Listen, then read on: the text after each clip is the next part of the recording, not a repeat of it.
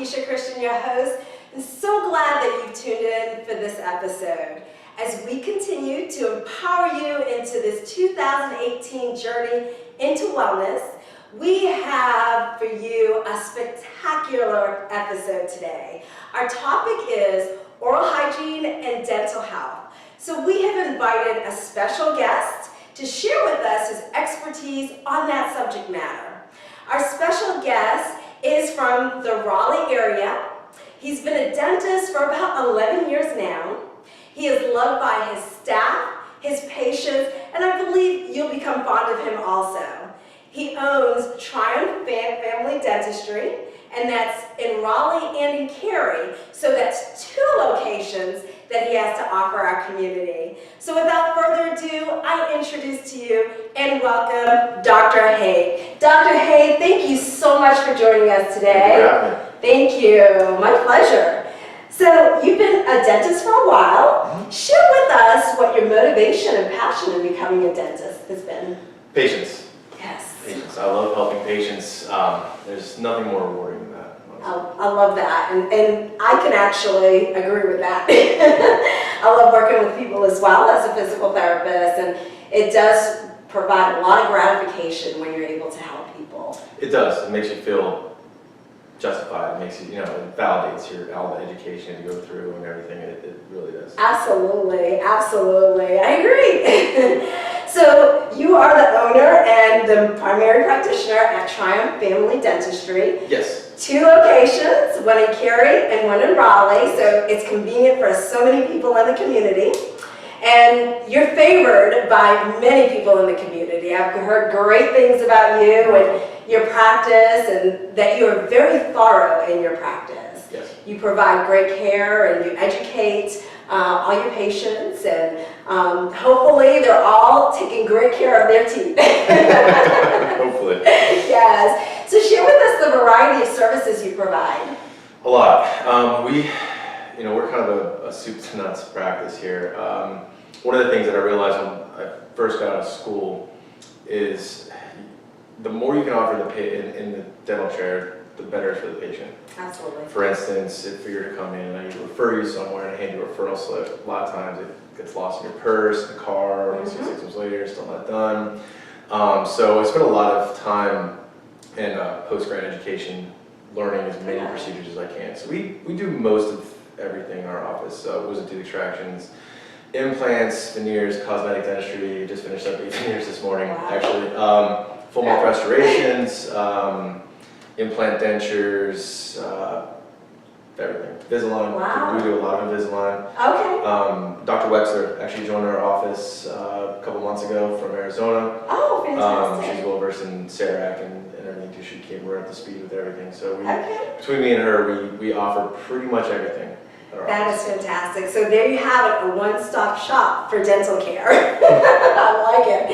Okay, so I want to first talk about oral hygiene, because that's very important. That's why we're here. Yes, absolutely, absolutely. So share with us some of the causes for gingivitis, gum disease, and periodontal disease.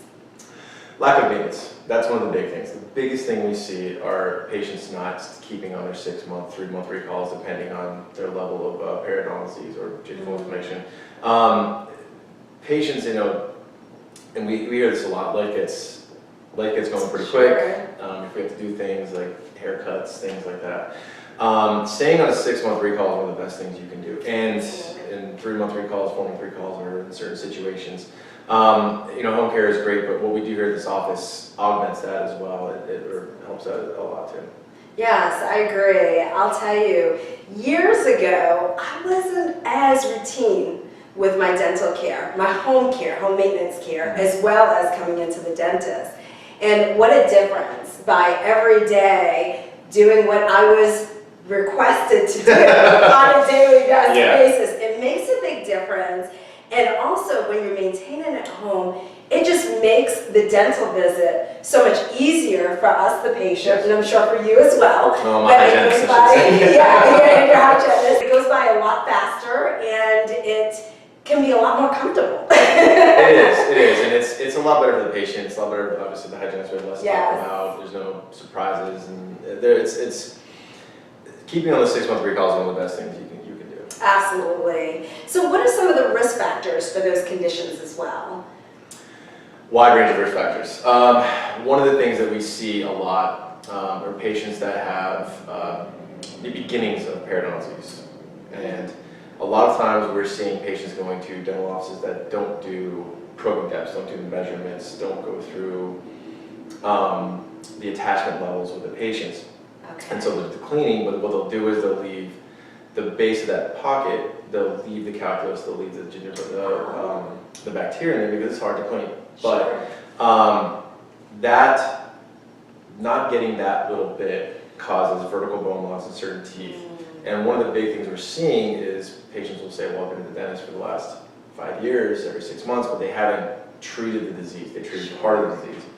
And then it's unfortunate for us that we have to talk about vertical bone loss, the tooth being compromised, possible implants, things like that, and patients have never heard before. So those type of things can sneak up on you, and then that gets back to that 6 month.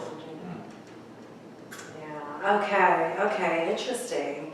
So it is important that you are involved in your care and also asking questions as the patient. Absolutely, and then the other end of it, the less serious side is just regular gum inflammation. It's the same bacteria that, it's a systemic disease. Sure. So you have to be careful of that, especially patients that have just had surgeries for hips or heart valves, things like that. That's a big risk factor as well. Right, and some of the signs of those conditions as well as one of the most common signs or complaints we hear with patients that their tissue bleeds when they floss, so they stop.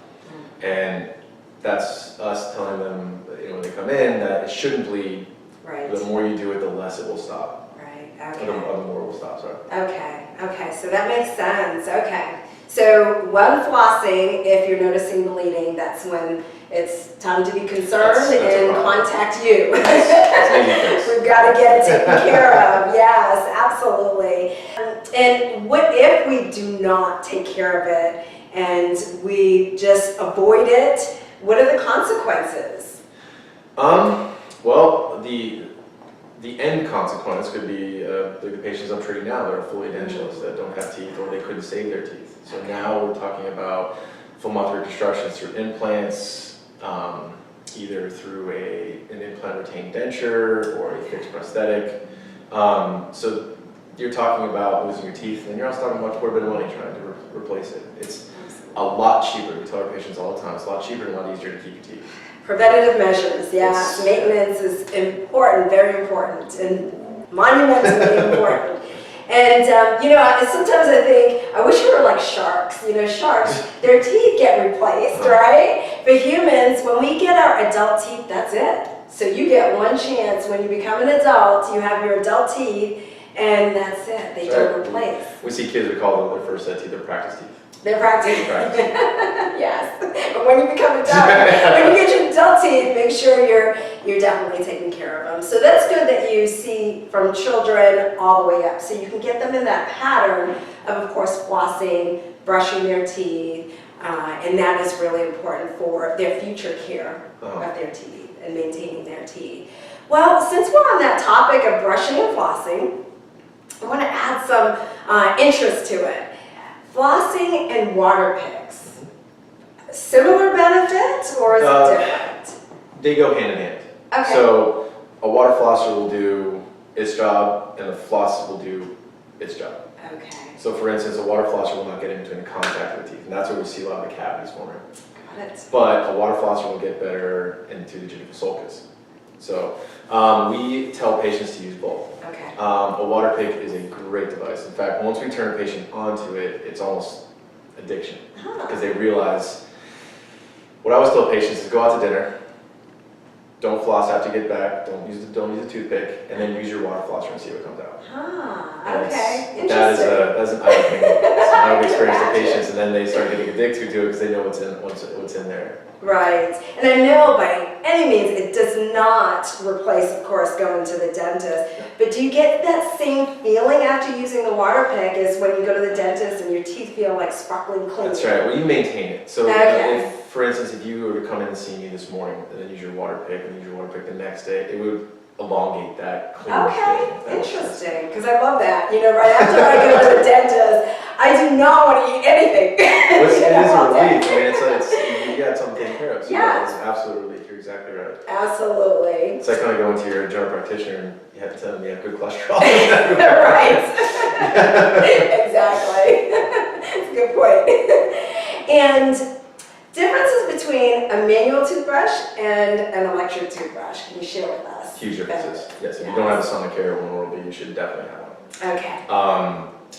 Different than a manual toothbrush. So basically, a manual toothbrush, you're using, your own motions to try to clean your teeth. With Sure. a Sonicare, it's doing it for you. You just move it along. Sure. Okay, so it's doing the work. You just have to actually motion it into practice. Yes, exactly. You just got to move it and it takes care of it. Yeah, but it's something I recommend for all of our patients. Now, there's a lot out there, Sonicare, Oral-B, and honestly, they both work the same, no matter what commercial you see. Sure. The problem is, some will fit in certain parts of the mouth if you have a smaller mouth. Sonicare is better for smaller mouths. Oral-B is better if you have a larger mouth, so you can get back to all your teeth. That makes sense. Okay. And share with us the preventative daily care that everyone is encouraged to do. Brushing and flossing. At least flossing at least once a day. There's all kinds of floss out there. The standard of the way my hygienist like to tell you is use the floss you wrap around your fingers and there's there's also something called Listerine has a floss pick that's out, and I love it. I have small mouth, little fingers, so it's tough for me to help it back there. I love it. It's not as good as it, but it still works. Brushing and flossing every day is the standard. It always has been, and it's amazing if you take 2 minutes in the morning, 2 minutes at night, 1 minute of flossing. It's 5 minutes out of your day, and it's goes a long way. It goes a long way. Absolutely, absolutely. If you ask my 12-year-old patients, they're very busy and they don't have time. Yes, I can attest to that, but it's so important because from what I understand also is, of course, your mouth is the largest area where bacteria can enter and cause a lot of other medical conditions. Absolutely. When you think you breathe through your mouth, everything is coming in through your mouth. It's Absolutely. supposed to be breathing through your nose, so everything is filtered, but a lot of people breathe through their mouth. You're running, you're outside, Sure. gasp for breath. So all of that is entering into your body, and then also everything you eat. Yes, yes. Smokers, drinkers, things like that. So. Yeah, so hence, take good care of your mouth. Make sure the bacteria is all gone. So it doesn't be a precursor to a lot of the medical conditions. Sure. Thank you for sharing that about oral practice and hygiene. That's very important, so thank you for sharing that. So let's talk about root canals. Everyone wants to hear about root canals, right? Yeah. I know it's a very common dental practice. It's becoming less common. Oh, is it? Okay. Well, so root canals, I would say 25, 30 years ago, root canals, retreatments, or retreated root canals seem to be the more standard care. Now, there are indications for root canals, but now practitioners that are placing implants like myself, or that are well versed in implants, or they're placing a lot of implants and they see the outcome of implants. Now we're leaning towards, if teeth are largely caries, there's a huge amount of decay in there and it's close to the bone, instead of doing crown lengthening and everything that goes along with it, now we're leaning more towards, hey, let's just get this tooth out, let's go ahead and get the implant in, and then we're fine. Okay. And it's also a patient-by-patient basis. Sure. If a patient is 95 years old and they just need to keep this tooth for a little while, then a root canal will be fine. But if a patient is, let's just say 25 and it's a questionable root canal, at that point in time we'll present the patient, hey, you can do a root canal, this may fail, or we can go ahead and do the implant, and that's gonna be with you a lot longer. Okay, so there are options. Lots of options. There are a lot. If you ever go to a dental office and they tell you there's only one option, Right. you go somewhere else. There's Yes. always other options. Now some are better than others, some are more costly than others. Sure. So it's your job as a practitioner to know all the options, present them wisely. Absolutely. Interesting. I didn't realize that, so that's good to know. Definitely good to know. So I've heard about CEREC. Share with us what that technique is involved in. Well, I think the CEREC came out 1980, 85. It wasn't anywhere near what it is now. So basically what the CEREC does, and there's a lot of other options out now. The E4D came out, 3M has something, Strong I think has something as well. Okay. But CEREC still is the gold standard in this. It's allowing us to do what a lab would do in 2 weeks in 2 hours. So for instance, if you broke a tooth, if you needed a crown, you come to my office.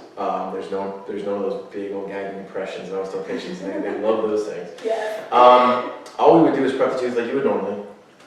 We take a little camera and scan the teeth, upper and lower, your bite, and it digitizes the model. And I would actually develop the crown on the computer, mill it out, fire it, and it's a Emax. It's a strong piece of porcelain. Well, there's a lot of other. There's Emax, zirconia. There's almost all of the lab materials are available to us here. Okay. And we would fire it, put it in the mouth, and cement it. It's all in one visit, about 2 hours, hour and a half to 2 hours. Intriguing. Okay. And patients love that because it saves them another hour appointment. They don't have to come back in a second needle. There's no temporaries. My assistants love it because my assistants haven't made a single unit temporary, I think, in about 5 years. So they're pretty. Yes. Wow. They don't miss that. In fact, I think the temporary material in my office goes bad before we get changed. Get home. If you use it all. But no, it's a game changer. And honestly, when I first started seeing patients, I guess 10, 11 years ago, I saw that at an office. And I just remember thinking to myself, that's where it's going. And so when I first started it, all I did was just take the impressions and develop the crowns. And through that, I learned what the preps should look like, how the tooth should be prepared, the workflow. And I like to say I got all my mistakes out in dental school, hopefully. I got that learning curve out in dental school, yeah. But no, it is a game changer in dentistry. And what I'm noticing now, and 10 years ago when I was telling my friends about it or colleagues about it, everyone's kind of skeptical about it. And a lot of older dentists and things saying, the margins are bad, but they're only as good as you make them. And so, with it now, everyone's catching on, and so people are starting to do it more. Sure. And so it's a lot better for the patients. Now, it doesn't do everything, PFMs and gold crowns, and there's certain things that you can't do, but for the most part, I think we do 95% of our crowns through that. Interesting. In veneers, for instance, I had a lady that came in. She broke 8 and 9, and she had restorations on 7 and 10, which are the front 4 teeth. She wanted to get the veneers done, but she was leaving for a cruise in 4 days. Well, she was able to come spend 4 hours with me. I did all 4 veneers, and she was fine. Oh, wow. She walked out, she had the veneers, they're on, she went on a cruise, and no temporaries, no labs, no second injections, and very convenient. All that stuff. Yeah. It's great. Now, like I said, it's indicated on some patient and not on some. For instance, we do send a lot of our veneers out because of lab techs. We spend 2 weeks on it. Okay. But if it's a case by case basis, I should say. Sure, absolutely. Interesting. And so you started talking about some of the cosmetic options that you have as well. So I'm intrigued to hear about that. So I've heard about bonding and the porcelain veneers and Invisalign. Yes. Share with us about those and who may be a good candidate and receiving those treatments. Well, veneers, we always interview our patients first because we want to know that they are going to be a good candidate. For instance, if a patient comes and they smoke 2 packs a day, no chance. There's no chance of them doing a veneer because the margins will stain. Sure. Like that. Bonding, dental bonding is something that I do a little bit of. It's on, like I said, on a case by case basis.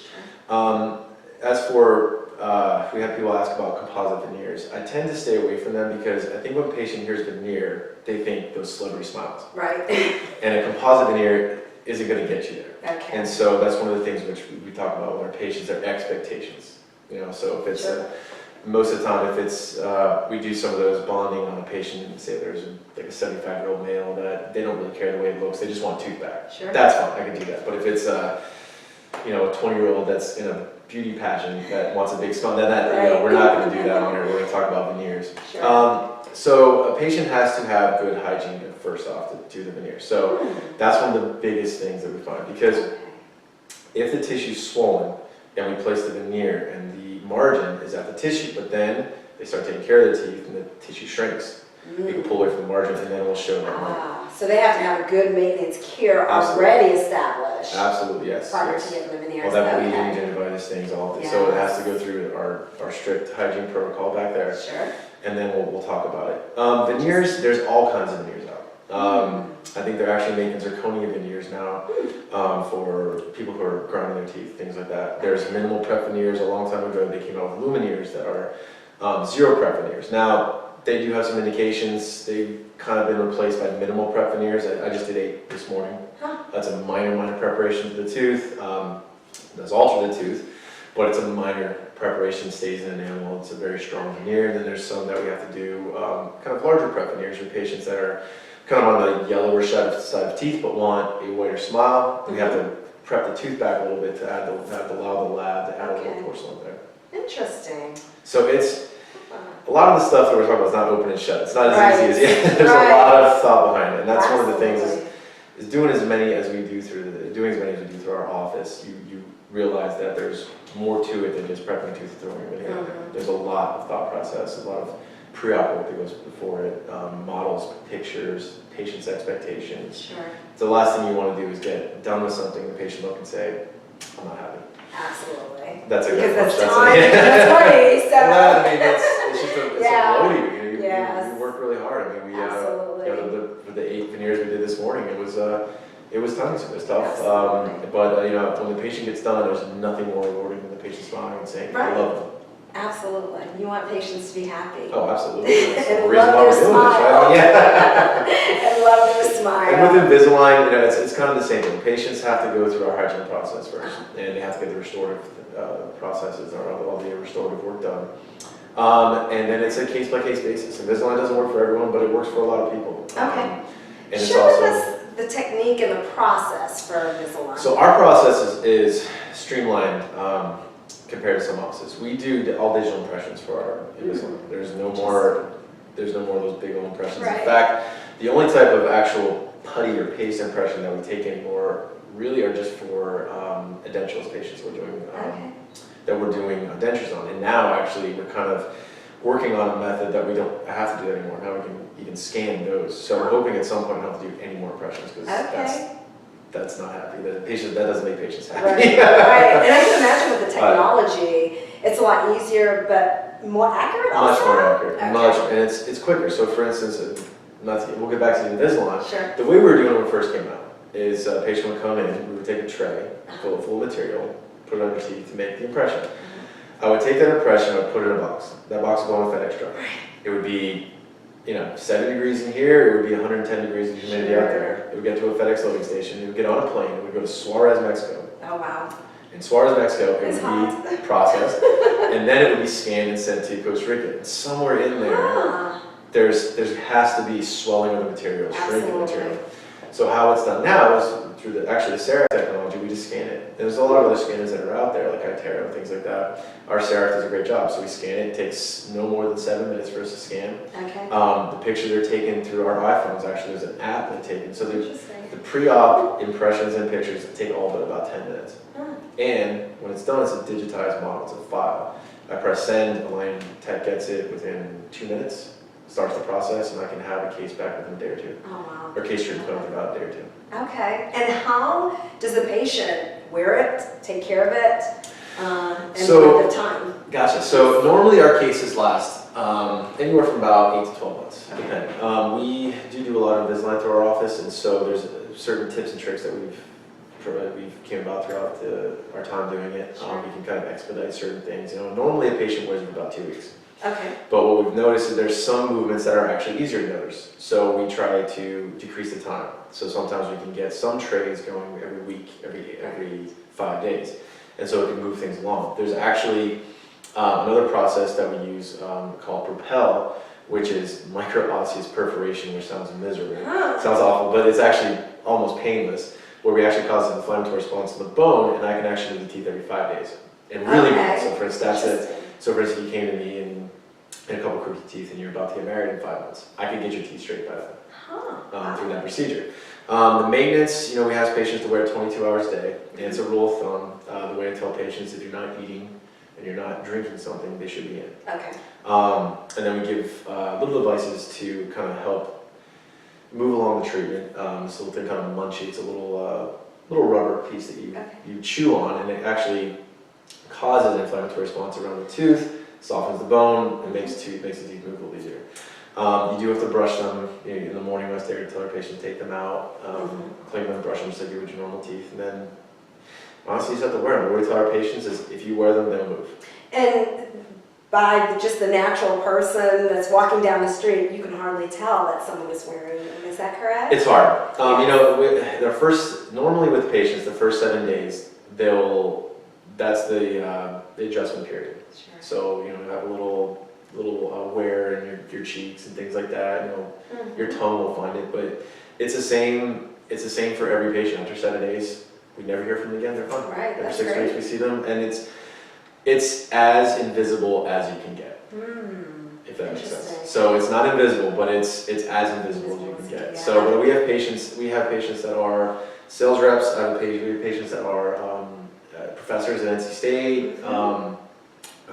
All walks of life, all types of careers, and we've never really run into a problem where patients had them where they could see them when they were talking. Right, absolutely. I've had a few people that have told me that they had it in, and I was shocked because I couldn't even tell. So yeah, one of our early marketing products, we did it on our ladies at the front desk, and when I was talking to patients like this, I said, "Well, did you see so and so's Invisalign?" We walked in, and it blows their mind because they talked to them for 5 minutes before it was on. So.